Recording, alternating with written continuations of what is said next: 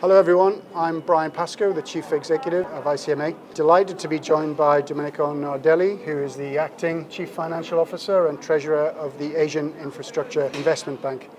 Domenico, thank you very much for joining us, and I very much enjoyed your panel earlier today. It's the second time that you've joined us actually here at the event. Can maybe you give us some reflections as to how you've seen things evolve and what experiences may have been different this time around that you've been able to take advantage of?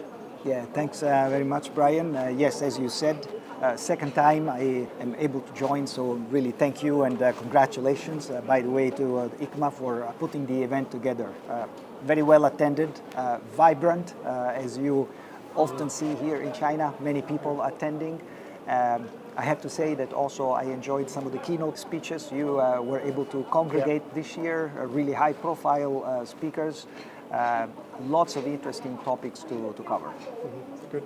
Well, I'm glad to hear that it's been fruitful. We're really happy with the turnout and the engagement that we've seen so far. What's come through really clearly, is that the priorities of China are very much changing and developing around fixed income markets and fixed income market growth. Obviously, AIIB is a sizable issuer here onshore, but also overseas.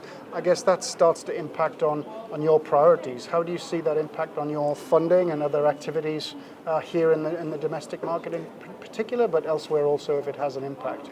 Well, we do follow the priorities of all the member countries of AIIB. China is an important shareholder, the largest shareholders, and we follow very closely what they're doing. I think what really stands out is the agenda the Chinese authorities are pursuing in transition, for energy transition. Yes. And this is, there's a very high focus there, gets renewed at every opportunity. And that aligns very well with the mandate and the mission of AIIB. Climate finance is a big business for us, is a big driver. It's covered in our 10-year corporate strategy. We did set an objective to get to 50% of approvals, project approvals in climate finance by 2025, and we are way ahead of that. We are over 70% as we speak. So that's an important priority here in China that aligns very well with the mandate of the bank. But more in general, I would also mention a couple more things in terms of development for AIIB. The first one is the continued growth in the membership base of the bank.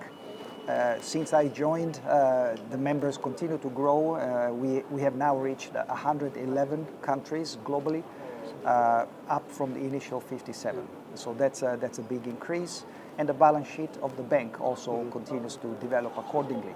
We have now, after only 10 years, we are approaching $70 billion, which is quite remarkable after only 10 years of existence. Yeah.